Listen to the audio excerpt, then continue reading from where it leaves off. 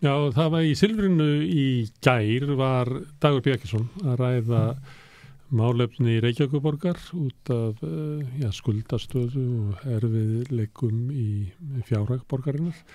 En það var líka komið inn á húsnæðismálin og fyrir 2 eða 3 vikum að fengum við Guðmund Hrafn Arngrímsson til þess að koma og vera með Kastljósgagnrýni, þar sem að Sigurður Ingi Jóhannsson, innviðaráðherra, var að ræða húsnæðismálin og þú fórst yfir það með okkur, Guðmundur, hvað hann var að segja og túlka það fyrir okkur. Og nú ætlum við að fá þig til þess að gagnrýna Silfrið við talið við Dag Bjarkinsson. Eða þann hluta sem að fjallaði húsnæðismál. Hvernig svona almennt, hvernig sló þetta viðtalið? Já, þetta bara mjög svipuð með eins og viðtalið við Sigurð Inga. Það vantar alveg svona spurningar sem fylgja á eftir og reyna að draga fram staðreyndir og menn sé ekki hleypta stað í eitthvað svona jafnli og fyður og svo segja ekki neitt og jafnvel segja eitthvað sem bara alls ekki satt. Þetta er svona og eiginlega halda þið fram að þeir séu búin að leysa vandan sem við verðum að fjalla um. Já, og afneita afstöðinu og fara að tala um eitthvað allt annað. Mér finnst það þurfa að vera fjölmiðlamenn þurfa að vera aðgangsharðari. Það er leiðilegt að horfa upp á þetta.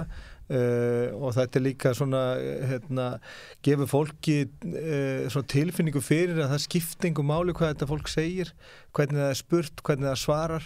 Þetta er orðið algjörlega merkingalust og þetta er bara óþægilegt að horfa upp á. Þetta var bara nánast jafn slæm framistæða og tilfinning við að horfa á þetta. Þú sást að ég skrifaði eins þetta, var að hneykslast á þessu á Facebook og Dagur B. kom inn á þráðinn eins og gerir oft og var að halda fram hinn og þessu. Hann sagði að það fengi mjög jákvæð viðbrögð við þessu viðtali. Já, það hefur það verið svona í kreðsunni kringum hann. Ég hef ekki heyrt neitt nema fólk er að hneykslast á hvernig borgarstjóri bregst við svona ofúbóðslega hættulega ástandi með að vera svona magendalegu gagnvart þessu. Þetta virðist vera að vera eitthvað svona stílbragð hjá stjórnvöldum. Annarkvort eru þetta fólk bara einhverju losti, bara einhverju áfallalosti, bara eins og fólk á slysstað eða svo brynjað og svo magendalegt og er kannski bara þetta er kallað svona bunkermentalitet. Já, þetta er svona ég var að það sem öll gagnrýni er tekið sem bögg og útúrsnúningur. Það er mann er aldrei svara þegar maður er að gagnrýna. Heldur alltaf látið eins og maður sé bara illa við þau eða þetta tekið á svona tilfinningarlegum nótum. Þetta er kallað svona bunkermentalitet. Já, þetta er mjög skrítið og þetta er líka alvarlegt að þetta er svona málaflokkur sem er undirstaða annarar velferðar í samfélaginu og maður myndi ætla að þarna myndi veljast til forystu fólk sem hefði eitthvað svona kaliber í þetta og hefði eitthvað fram að færa og var að meina eitthvað með þessu en ekki svona að vera í þessum stælum svona fjarlægur og magendalegur í svona hálfgerðum stælum gagnvart umbjóðandi sín. Hérna í Kastasvitarnu sem við fórum yfir fyrir einhverjum vikum síðan að þá stjórnaði Sigardögg og gerði það ágætlega. Það sem var munurinn þar og í Silfrinu var að þar fylgdu sögur leigjenda sem að settu svona tónin í það viðtal og kannski virtust það að komi Sigurður Inga óvart því hann var eiginlega eins og hann var í hálfvangbrotin í því viðtali í hálfgerðu sjokki að því að hann réði eiginlega ekki við, hann var ekki með neina texta á móti sögum fólksins. Nei, ég sá þetta koma honum úr jafnvægi og skilja það var ekki þannig í Silfrinu, þetta var fréttamaðurinn í liði með viðmælanda sínum. Já, en þarna náttúrulega er forsagan, það er þessi þáttur sem birtist í síðustu viku og hann lifi náttúrulega svona sem undirtónn í upphafi viðtalsins og maður sér að náttúrulega Dagur tekur þetta alvarlega, hann kannski hann virkar á með þess að hann búist við að vera tekið svolítið í gegn.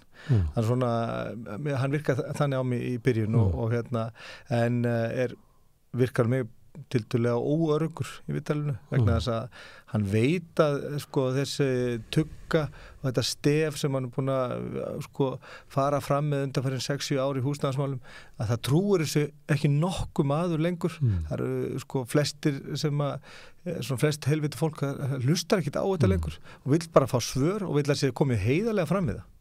Og það fannst mér vanta að menn taki ábyrgð og koma heiðarlega fram og sýni svona kaliber sem stjórnmálumenn en ekki svona eins og við talum annað svona bunker eða bara eitthvað svona hræðslulosta hræðslulost segi ég þegar fólk spurt og krafið svara. Mér finnst þetta léleg framistæða. Ég ætla að spila fyrir þig hérna en áður ég segi það ég heyrði hérna í dag að Sigríður Hagalín sem spurði hann og Dagur þegar þau voru saman í MR á fyrstu árunum að þá voru þau kærustupar. Já, ég gæti ekki fundið svona Örvar Amos jafnvel ekki gamlar milli þeirra, en ég held að hún gerði þetta faglega og en ég hefði viljað og ég vil sjá sjónvarpsþætti meira eins og samstöðuna sem að málinu eru krufin til mergjar og þegar staðan er óþægilega hættuleg eða svona eins og víða í mörgum málaflokkum er slæm að þá séu þeir sem að hafa farið fyrir þessum málaflokkum eða bera ábyrgð að þeir séu krafðir upplýsinga og fréttamenn séu upplýstur hver staðan er og hvaða ábyrgð hvílir á þessu fólki. Við skulum byrja á fyrsta klippinu og eins og þú segir að þá var undirtónnin í viðtalinu til að byrja með var Kveiksþátturinn sem var umfjöllunum fólk sem bjó í atvinnu iðnaði hverfanum við ólíðandi aðstæður. Sjáum fyrsta klippið. Hvernig líður þér með það bara sem borgarstjóra að börn og fullorðnir búi við þessar aðstæður í borginni? Mér finnst það bara ekki komið til greina satt með að segja og eitt af því sem að hefur góðu heilli verið að þróast undanförnum árum er að við höfum tekið algjörlega skýra afstöðu gagnvart óöruggu húsnæði og þetta heilsuspillandi líka og ef við fáum ábendingar slíkt og ég bara hvet til þess að slökkviliðið aðrir fái ábendingar slíkt að þá er gripið til aðgerða. Áður var svona kannski svolítið óljósari stefna sérstaklega að koma kannski búsetu á atvinnusvæðum þar sem í raun má ekki búa að þá var svona þetta ákveði grátt svæði en við höfum þá sýn að ef að það húsnæði er örugt að þá förum við ekki í að tæma. Ok, Guðmundur, hvað segir við þessu? Hann er lýsir náttúrulega andstyggð sinni á þessu ástandi sem er. Já, ég meina þetta er náttúrulega alls ekki eitthvað dægur ástand. Ég er búin að vera að fara í gegnum fréttir af þessu samskonar ástandi sem að ná alveg aftur til 2015 þar sem að verið að lýsa yfir svona neyðar ástandi í stöðu þessar fólk sem býr í ólöglegu óviðunandi iðnaðarhúsnæði á atvinnusvæðum. Þannig að þetta stef er búin að vera gegnum gangandi í fjölmiðlum, það reglu verið farið svona í svona mikla greiningar á þessu og vandamáli hefur farið vaxandi. Það var talað eitthvað 1200 manns árið 2015 og svo endar þetta í 7.000 einstælingum sem taldir búa við svona aðstæður í febrúar 2021 fyrir slettum 2 árum síðan. Þannig að sko og ástæðan er svo að þetta fjölgar það var ekkert gert í málunum. Það var ekkert verið gert í málunum og það að sína þessu eitthvað svona eitthvað hryggð vera búin að vera yfir húsnæðismálum þessa fólks í áratug og þá hún snerti mig ekki mikið þessi hryggð borgarstjórans þegar hann segir líka að komi alls ekki til greina að fólk búi við þessar aðstæður. Nú, fólk hefur enga aðra kosti og vandamáli hefur bara 5 eða 6 faldast í tíð borgarstjórans. Þannig að sko hann hefur ekkit efna á að sína einhverju sérstaklega hryggði við þessu. Hann er ekki þolandi í þessu máli, hann er gerandi. Þú ert að segja það? Já, hann er að sjálfsögðu. Ég held að það velkist ekki nokkuð maður í vafum það. Þetta vandamálið farið vaxandi og það eru bara alls konar aðrar breytur sem að hafa sýnt fram að vandi bara almennt fólks til að finna húsnæði, þannig að einhvers þar kristallast þessi stóri vandi og hann kristallast mjög vel hérna í þessum aðstæðum sem fólku farið að hýrast í kjallarakompum, í geymslum upp á háalofti, í skúrum og þess aftur. Svo náttúrulega líka bara fjöldi heimilislausra hefur vaxið gríðarlega. Þröngbýli hefur tvöfaldast á rúma áratug. Ungt fólk aldrinum 26-29 ára er tvöfald meira mæli hjá foreldrum heldur en fyrir rúma áratug síðan. Þannig að þetta nær allstar inn í samfélagi, þarna kristallast þetta og við náttúrulega verðum vitna þessu og verðum öll sorgmætt. Mér finnst borgarstjórinn ekki hafa sérstaklega til þess að vera eitthvað leiður yfir þessu eða þá að segja að þetta komið ekki til greina. Hann hefur boðið upp á þetta. Þetta er það sem hann er að bjóða fólki í meiri mæli heldur en nokkuð tíman áður. Þannig að segja að þetta komið ekki til greina, þetta er það sem hann býður fólki upp á. Það er búið að endurreisa Braggahverfin, Pólana og Höfðaborgina sem að Breiðholtið útbrýndi. Þessi fyrirbrigður komin aftur. Já, þetta er á boðstólum hjá borgarstjórunum. Hann vill ekki byggja neitt, minnst okkar ekki nógu mikið til þess að fólk fái almennt húsnæði. Hann vill ekki bæta kerfið í kringum þetta, þjónustuna eða þess áttar. Hann vill breyta skilgreiningum.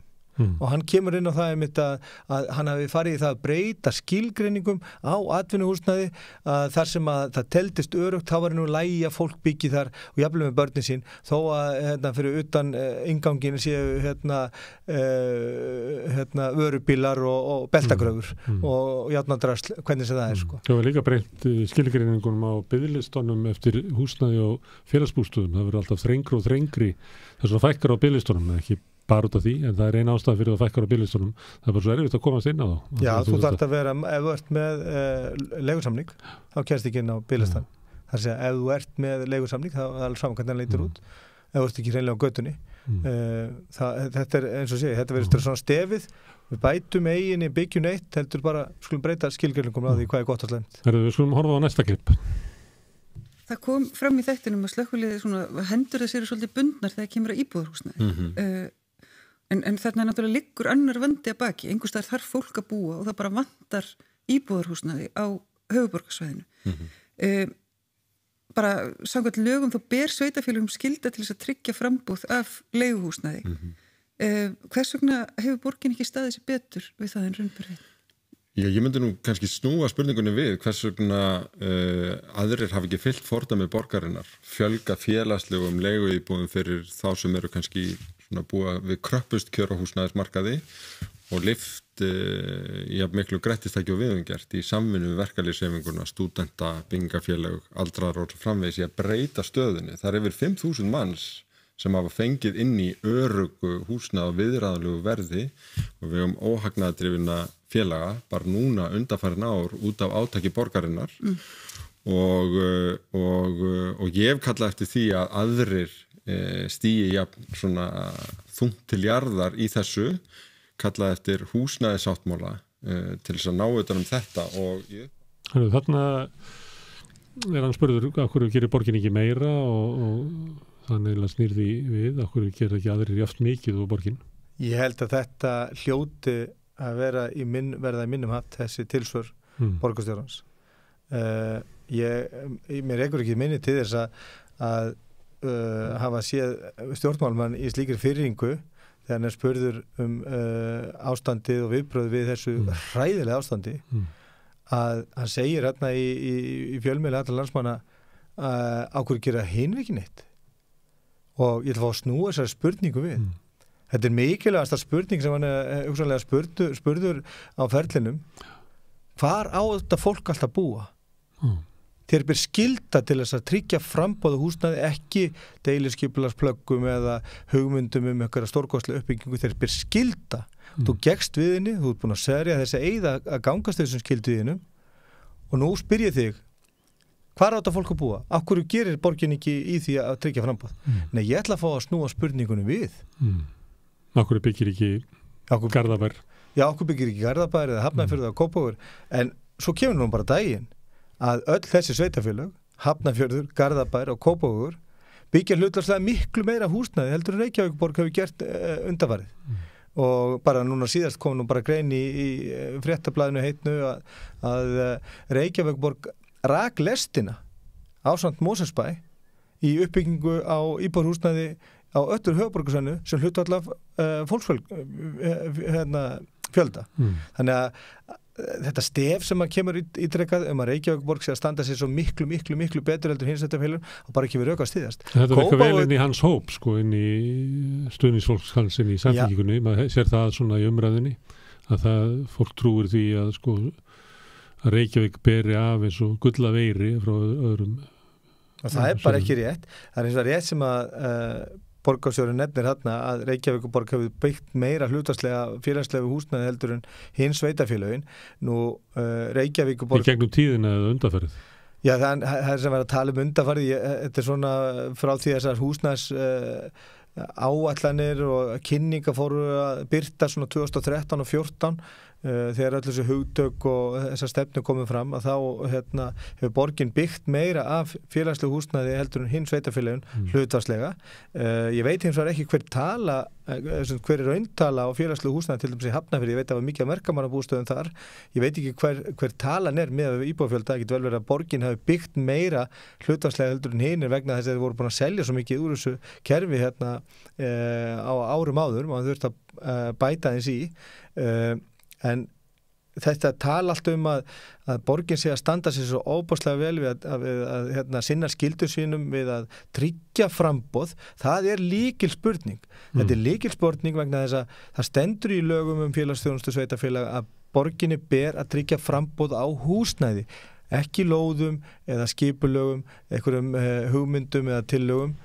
Það er húsnæði, það sefur enginn í einhverju A3-blaði niður í Borgartúni. Og það minnkar ekki kröfuna á Reykjavíkurborg þó að eitthvað annað sveitarfélag standi sér enn verð? Já, bara alls ekki og þvert á móti og það er nú bara eins og segi, ég fór yfir bara hvernig mannfjöldi hefur þróast á höfuðborgarsvæðinu undanfarinn 15 árið eða svo. Þá hefur Reykjavíkurborg verið með 16% fjölgun meðan hún hefur verið allt upp til 50% eins og í Kópavogi. Þannig að sveitarfélaginu á höfuðborgarsvæðinu fyrir utan Reykjavík hafa tekið að sér lungan að þessar uppbyggingu allri sem hefur farið fram sérstaklega frá hruni. Þar hefur Reykjavíkurborg bara setið algjörlega á hakanum og þannig að allt talum að Reykjavíkurborg standi sér vel í að sinna skyldu sínum í húsnæðismálum.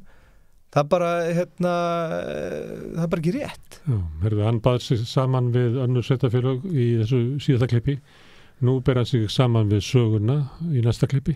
Meðan annars segir að hann sé 5 sinnum stærri heldur en Breiðholtsverkefnið. Og í upphafi þessa árs að þá gerðum við samning við ríkið framtíðarsýn á þessu sviði til næstu 10 ára.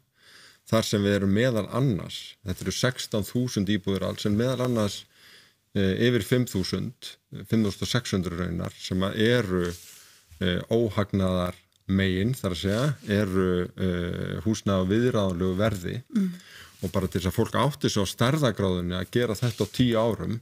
Þetta eru 5 Breiðholtsverkefni. Breiðholtsverkefni voru 1250 íbúðir sem að risu á rúmum 15 árum. Við erum skalinn og þessu er 5 sinnum meiri en til þess að þetta gerist hraðar þá þarf þetta að gera þetta í öðrum sveitafélögum og við erum ennþá bara eina sveitafélagi sem hefur gert húsnæðissáttmála við ríkið svona blandaða félagslega uppbyggingu sem byggir á reynslu síðustu ára. Því að það sem er undirliggjandi í Reykjavík og annar staðar er að það er gríðarleg fólksfjölgun leið og ferðaþjónustan fór aftur af stað eftir COVID og þá flytur mjög margt fólkinga til að vinna.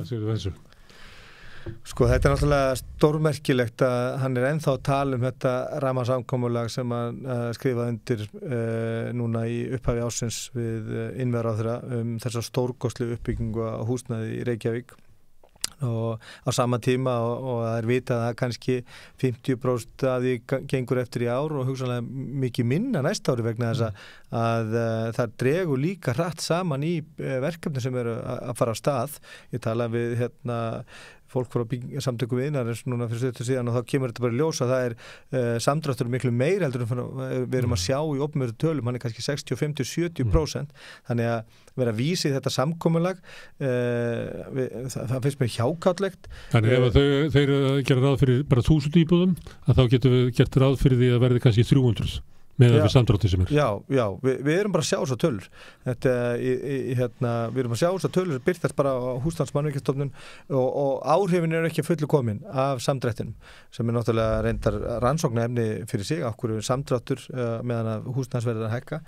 Nú, við tölum þetta áðan með að hvernig að Reykjavíkurborg sé eitthvað sérstaklega að draga vagnin og standa sér betur en önnur sveitarfélög.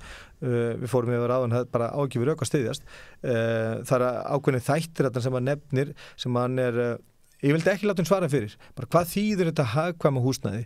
Ég fór yfir það í grein sem ég skrifaði fyrir árið síðan að þegar þessi hugmyndum hagkvæmt húsnæði kom fram fyrst í glærukynningu árið 2014 að þá var hlutfall launa eða sem sagt svona launastigs í landinu gagnvart húsnæðisverði það hefur næstum tvöfaldast síðan en samt hvað er dýrara fyrir launamanninn að kaupa þessu húsnæði? Já, það er að segja sko að þegar þetta hugtak kemur fram þá gerði maður svona ráð fyrir því að þetta þýddi það að þetta húsnæði er þá eitthvað undir markaðsverði.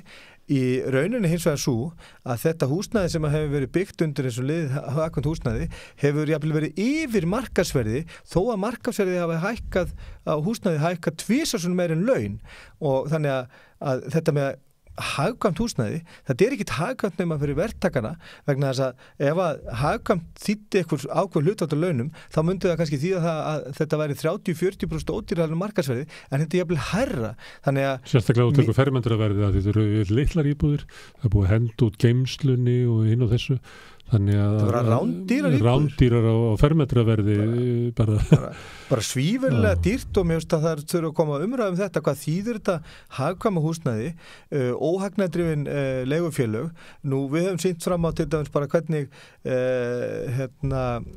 stúdendagarðar og félagsstofnun stúdenda þau eru með hæsta fermetraverði að það er náttúrulega litlar einingar en þrefalt herri til dæmis að meðalverði í Kaupanum. Þannig að allt tala þetta sé félagslega eða óhagnaðdrifin vegna þess að hann er farin átt að segja á því hann getur ekki notað þetta hugtak lengur, hann er farin að segja óhagnaðar megin nefnir hann hann óhagnaðar megin? Já, óhagnaðar megin. Hvað er það?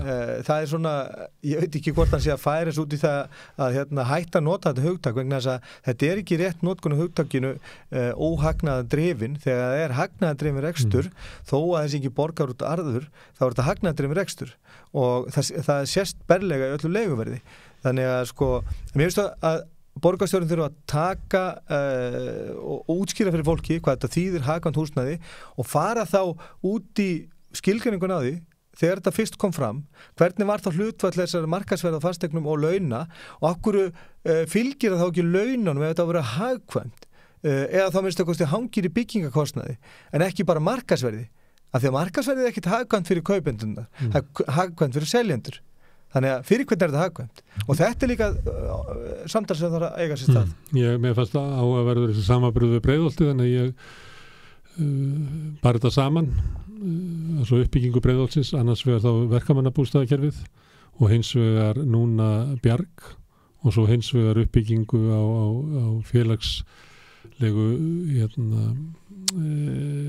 leiguíbúðum félagslegu leiguíbúðum sem ég held að félagsbústaðir er ennþá 700 íbúðir í Breiðholti og Breiðholti byggist upp á svona cirka 20 tíma. Þá stendst þetta ekki þessi samanburður að vera að líka sér við Breiðholtið. Það var bara miklu meira byggt upp.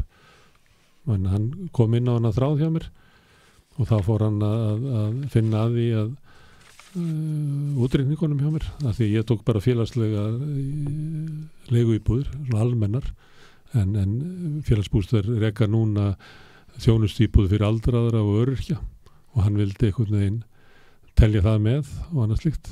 Ég hvet fólk til þess að kíkja inn á hana þráð, hann var mörguleiti merkilegur.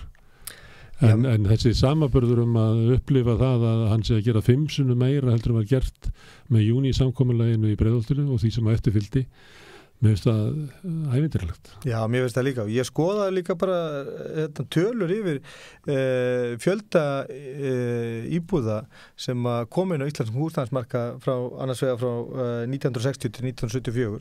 Þær voru tæplega 11.000 og þá fjölgaði Íslendingum tæplega 40.000.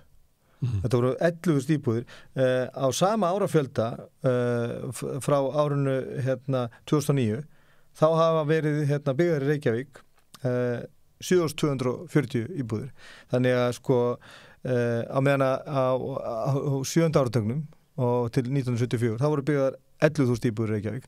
Þannig að þrátt fyrir að við höfum nánast tvöfalda mannfjöldan þá voru við hálfdrættingar á við feður okkar, ömmur og afa sem voru að byggja upp borgina á 7. áratugum. Þannig að allt tala um að það sé eitthvað stórkostlegt í gangi í Reykjavík, það bara á ekki við rök að styðjast og ég vil bara almenningur kynni sér það að húsnæðismál voru bara tekin alvarlega á 7. og 8. áratugnum og líka við að segja fram að aldamótum en svo er eins og þetta sé bara afgangsstærð og menn látni svara í makindum fyrir bara mjög alvarlega stöðu. Herðu, hann líka spurði út í skipulagsmálin, akkur ekki bara byggt yfir í það fátöku? En mörgum bara finnst Reykjavík bara svona draga lappirnar í skipulagsmálum, stjórnkerfið sé þungt og það sé bara erfitt að byggja íbúðarhúsnæði í borginni. Er þetta ekki bara miðað við ástandi núna, þarf ekki bara að drífa upp svona bara blokkarhverfi, bara Breiðholt, bara 1, 2 og 3, bara án þess að velta mikið fyrir sér þéttingu byggðar eða fagurfræðilegum viðmiðum bara til að koma bara þaki yfir fólki? Ég held að það væru mistök að læra ekki af reynslunni. Breiðholti var frábært verkefni á sínum tíma en alla vestur- og austur-Evrópu raunar líka og Bandaríkin eru dæmi hverfi þar sem að þeir sem hefur minnst milli handana fengu húsnæði allir á einum stað. Það sem við erum að gera núna er þess vegna að blanda félagslega inn á hvern einasta byggingarreit með samningum sem hafa tekið tíma en þeir hafa núna leitt af sér gríðarlega uppbyggingu ekki bara dýrustu íbúðuna fyrir fáa heldur á hverjum á einum af þessum reitum líka íbúðir sem að félagsbústaði kaupa og leiguíbúðir sem eru blandast þarna inni og núna liggur fyrir þegar í skipulagi 1000 íbúða sem að sumar er byrjað að byggja aðrar á ætta mínum að fara strax í og þessi nýja hugsun, hún er betri til lengri tíma því að þegar við erum að þróa borg þá erum við ekki bara að þróa til 6 mánaða, 12 mánaða, við erum að þróa til áratuga og árhundruða og þess vegna eigum við að læra af reynslunni og höfum gert það og þess vegna eru þessar skipulagsáætlanir í raun skynsamlegri heldur en skipulagsáætlanir fyrri tíma.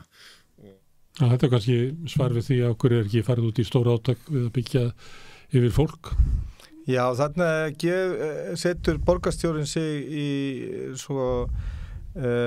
stöðu sem eitthvað svona framtíðarspekulant og þetta er allt í lagi ef hann væri kennari í landslagsarkitektur, ég hitti fyrir svona fólk þegar ég var sjálfur í námúti með svona alls konar hugmyndur framtíðina og hvernig borgir að þróast það nú held ég aldrei tekist nokkrum manni að stýra uppbyggingu á borg. Þetta eru bara lífverur sem að þróast í samtímanum og eru bara alltaf til breytinga. Þannig að ef að Dagur Eggertsson ætla sér núna fyrstum manna að hafa áhrif á uppbyggingu Reykjavíkurborgar til, hann talaði áratug, árhundruða, hann er kosinn af íbúum sem búa hérna í Reykjavík og sem hafa búið hérna undan fyrir 10-12 árin en hann er alltaf í norðin allar að vera núna eitthvað svona minnisvarði höfundur borgarinnar og skeitur svo engum hvernig ástandið er núna, hann er algjörlega pikkfastur þarna, ég hef heyrt þetta tali í honum áður, ég var formaður íbúasamtakana í Grafarholti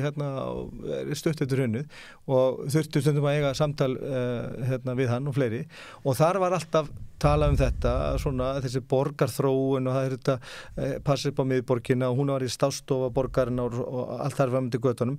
Nú er hann farin að þrefa sig út í að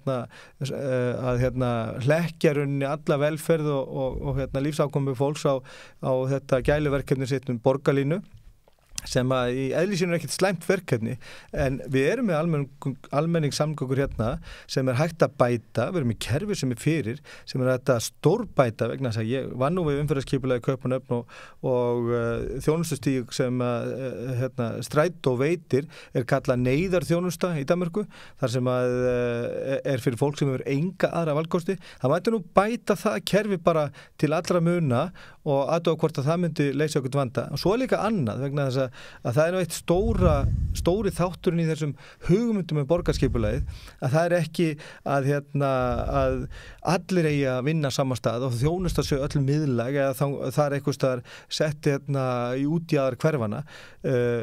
Ef að hverfin eru sjálfbær, þar segja bæði þjónusta og störf eru innan eða í seilingar fjarlægðar hverfunum, ekki bara öll í borgatúni, eins og virðist vera svona eitthvað draumur að þetta sé svona Wall Street, svo verður Suðurlandsbrautin og Kvosin og hafnar kringum höfnina.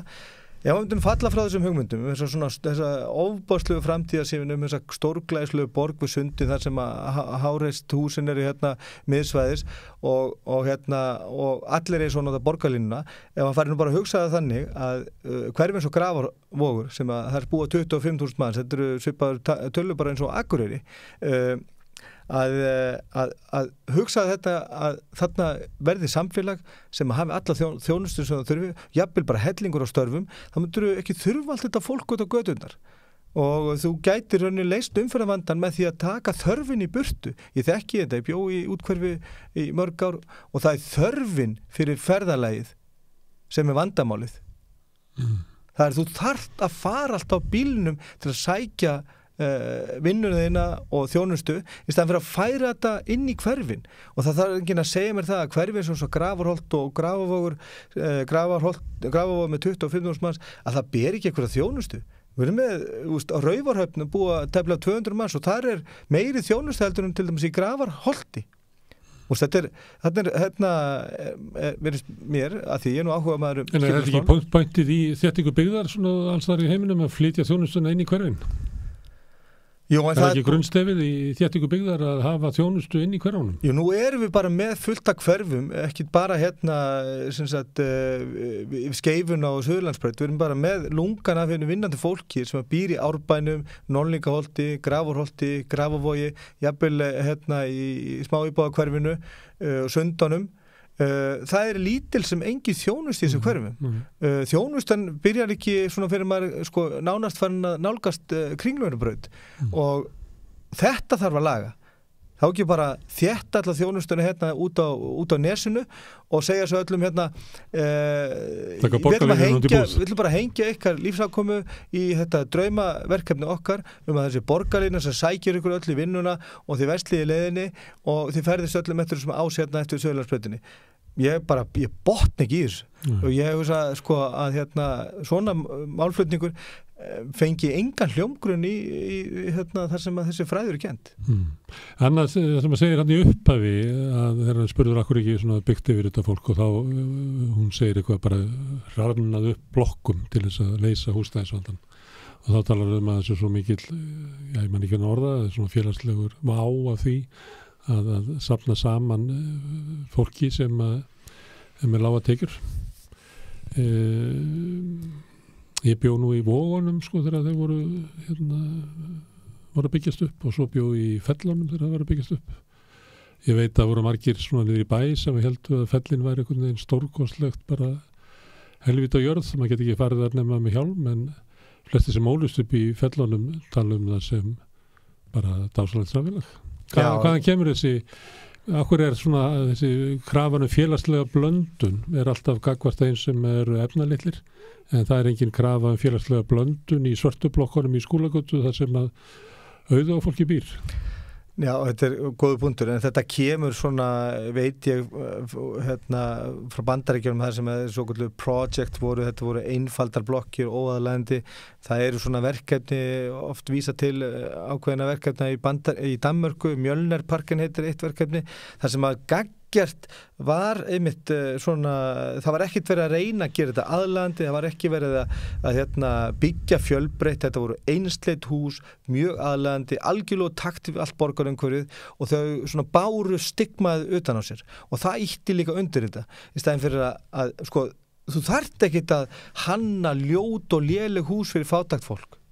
Þú þarft þess ekki. En það er þessi valkostur sem dagur að bjóða upp á að ef við ætlum að gera þetta svoleiðis, þá ætlum við bara að byggja ljótt og óaðalandi, þannig að fólki finnir virkilega fyrir því og það ítu undir þessi félagslega virðspennu. Þetta er valkosturinn sem að Dagur B. Eggertsson er að bjóða okkur upp á þessa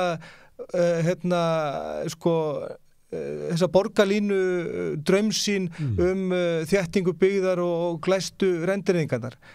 Er ekkert þarna milli? Nei, hann byggir ekkert vegna þess að hann heldur að krafa sér svo að byggja ljótt. En ef það væri, markmið væri félagslega blöndun, þá væri náttúrulega komnir verkamannabústaðir á Hverfisgötuna. Það væri til dæmis í hverfinu sem hann býr í Þingholtunum, þá vantar félagslega blöndun. Það er allt of efnamikið fólk sem að býra þarna, þannig það er að koma fyrir þar félagslegum leigu íbúðum. 107 er orðið mjög svona ríkt hverfi. Það þurfti að koma inn nokkrum blokkum þar að maður heyrir ekki þær ráðagerðir. Maður heyrir þessi rök bara fyrir því af hverju er ekki byggt fyrir efnaminni. Það má ekki vegna þess að það verður of lítil félagsleg blöndun. En af hverju þá ekki verið að byggja í Fossvoginum í 107. Já, Daniel Slipp, akkur hann ekki bara... Já, notaður til þess að akkur er ekki einstæðir foreldrar í Hafnatorgi og verkamannabústaðar þar með gott útsýni yfir höfnina?